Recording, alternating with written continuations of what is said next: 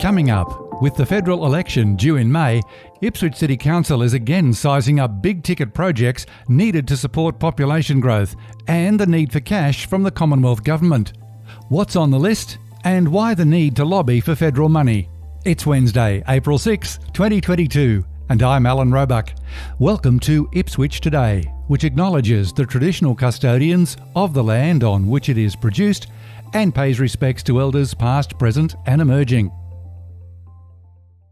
This podcast is supported by Kinetics, people-powered web hosting trusted by Australian businesses since 1999. It's been said before, but probably needs repeating. Local councils only collect about 3% of taxes, with the Commonwealth collecting the lion's share at around 81% and state governments 16%. These are the numbers according to ABS data for the 2019-2020 year. With this in mind, it should be no surprise that Ipswich City Council is keen to get support for infrastructure to match population growth. Ipswich Mayor Teresa Harding joins the show to explain which projects deserve more attention and funding support needed from the federal government.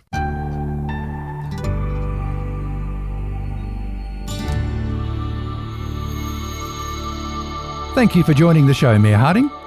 Oh, thank you for the invitation, Alan. You've released several priorities for funding in the lead up to the federal election. Can we start with the waste and circular economy transformation?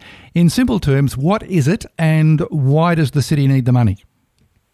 Well, at the moment we have 42% of the state's waste coming to Ipswich, and the people of Ipswich aren't getting any benefits from it. So we wish to look at how can we be better at recycling and how can we generate that into jobs for local people as well. So there's certainly federal and state government targets for recycling and the circular economy. So we're looking at how can we recycle things. So the money that we're asking for here is for a material recovery facility. And that's a very fancy way of saying tip out your yellow lid bin and sort it out to your glass, your cardboard, your paper and your metal.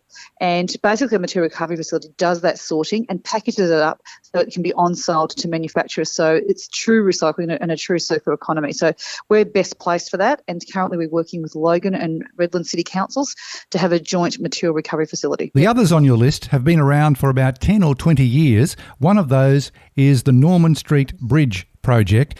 Initially, I don't think there was much public support 20 years ago, but my take on it now is that public opinion has very much changed, very much in favour of a second and new bridge, simply because the David Trumpy Bridge needs help. Where is that at? Yeah, look, I think so. I mean, our studies show that in 2015 we grew out of that. So, and I think the IGO stuff was done in 2016.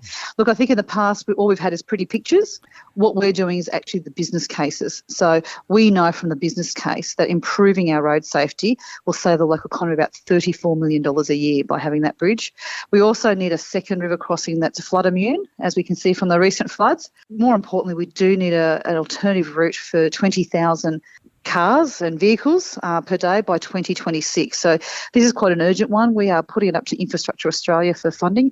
It does sit on local and state government roads, so it is a local and state government responsibility, but we are putting up the case to the federal government to support us here. Critical and enabling infrastructure. Fancy speak for something, I'm not sure what. Can you explain what that is? Yeah, that's a good question. We have a number of highways. You talked about being 20 years. For instance, the Cunningham Highway, I think they're about to mint off a few badges, a Jubilee badge for 25 years since the first business case for the upgrade to Amberley. We know the Warrego Highway at Mount Crosby is well overdue, and TMR are back to the drawing board with better designs. We also know just with the population growth through Springfield and that corridor to Ripley that the Centenary Highway will need a duplication.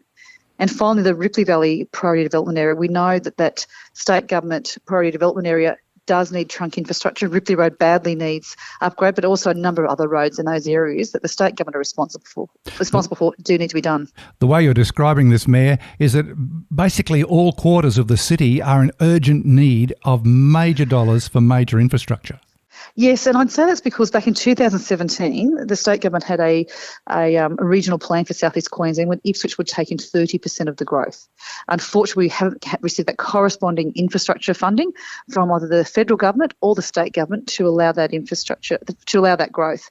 So it's quite urgent and it's quite desperate that we do need this funding right now so we can build the infrastructure so people can move around. People are discovering Ipswich. I think we were SEQ's best kept secret for a long time, but they've now discovered it. They're coming here. They love our lifestyle and the people that we are, and we really need that infrastructure now so people can move around. The Willowbank-Amberley intersection upgrade seems to be one of the most pressing, but it also ties in with what seems to be forgotten, and that's a proposed western bypass route from Hagesley across to Walloon to Willowbank, which would come in at that upgraded intersection. Now, that preferred route was finalised 20 years ago in 2002. It still appears on Transport and Main Road's website. What's your feeling about the western bypass? That's another piece of infrastructure that we do need. But I guess in putting together an advocacy plan, we try to put things to the government that are doable, that are ready to go.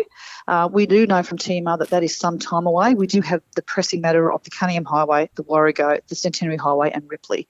So those are our four key roads that we are really pushing for. The Ipswich Central to Springfield Central public transport corridor was set aside some time ago by the state government. How long before this project would be shovel ready? Yeah, that'll take a couple of years now. Really delighted that with the city deal and also with the federal budget that came through last week, that the $1 million from the federal government is there. The state government said they'll put $1 million towards it, so hopefully that'll be in the budget in June. And council have already allocated $500,000 for the options analysis. Once that's done, then we do the detailed business case, which will actually have all the documentation ready to go to market. It'll make the project shovel ready. So, look, we're a few years off being shovel ready, but this is the first time that all three levels of government have actually committed money to the project. It's a really big step forward, Alan. It's a really big step forward for our community. So I know it's going to take a long time, but, Rome wasn't built in a day. Well, it's no doubt a major project, a heavy rail passenger line from Springfield Central through Ripley back into central Ipswich. It'll certainly change the way we move around, and it'll also enhance the North Ipswich Reserve, which you're now calling the North Ipswich Sport and Entertainment Precinct. You've secured $20 million from Labor in the lead up to the election towards making North Ipswich Reserve NRL ready, but I'm sure it needs more. It does. We're so pleased. So Shayne Neumann announced that the $20 million will basically get the Ipswich Sport and Entertainment Precinct NRL ready. So immediately what will happen is that the next business case will be done, which is the final business case for $2.5 million. But in the meantime, we couldn't hold NRL matches here last year because of our lighting. So it'll upgrade the lighting and do a few other things that will upgrade it so we can actually do broadcasting here. It will also upgrade the seating there as well. So it's going to do a lot of things. And what I like about this particular promise, one is that we need it. The other thing is the fact that everything that we do here will be carried on as the stadium grows. So nothing will be wasted. Now, lastly on your list, the Ebenezer Regional Industrial Area. It doesn't actually roll off the tongue, but it's a large tract of land out beyond Willowbank Raceway there in the motorsport precinct. What are you looking for here? I'm thinking roads, power and water. Yeah, look, it's obviously not a very sexy acronym, but basically out at Ebenezer, we know that there's a massive amount of industrial land out there. It is the proposed site for inland rail to come through, so we would love for that to be an intermodal terminal there. And intermodal is just a very fancy name for saying that you're changing anything that's on the train to another form of transport, whether it's a truck or another type of transport to go up to the Port of Brisbane. So what we need is basically the state government to agree for that to happen and therefore put all that trunk infrastructure that you mentioned, so the roads, the water, the power, the sewage, all that sort of stuff that needs to happen. If this goes ahead, that'll add around $1.4 billion to our economy per year, and it could actually create up to 3,500 jobs. So it's a massive project, sort of between us and Bromilton, where it goes. So we're really working hard to make sure that these jobs come here. You've got quite an extensive list. Are you expecting a whole host of political leaders to be appearing in Ipswich in the next few weeks? I think so. On the weekend, Jim Chalmers, who's the Shadow Treasurer, was up. We're expecting other ministers who have been around and about. So, look, I think it's really important for people in the lead up to the federal election to contact the candidates, have their views heard. The best way that they can represent you is if you tell them your views and thoughts. And I just hope that all parties will listen to council for our advocacy projects. What council will be doing is that we do have a website now. If you Google Ipswich City Council and advocacy, you will see all these projects with a lot of detail as to where it's at and why it needs to be happening. And that'll be sent to all the party leaders as well as all the candidates, and every candidate will give them the opportunity to respond to it, and we'll publish it and let people know where things are going. Mayor Teresa Harding, thanks for talking with Ipswich Today. Oh, thank you very much, Alan. Thank you for the opportunity to explain these projects a bit more. As always, you will find handy links in the show notes. Ipswich Today is supported by Kinetics, people-powered web hosting trusted by Australian businesses since 1999. This podcast is also listener-supported. Please make a once-only gift or regular donation to help keep it online. Just go to ipswichtoday.com.au and click the donate button on the homepage to make a payment through PayPal. Follow and stream this podcast from your favourite app, including iHeartRadio and Amazon Music Podcasts, or play Ipswich Today from smart speakers. Music is supplied by Purple Planet Music. This is Alan Roebuck. Thank you for listening.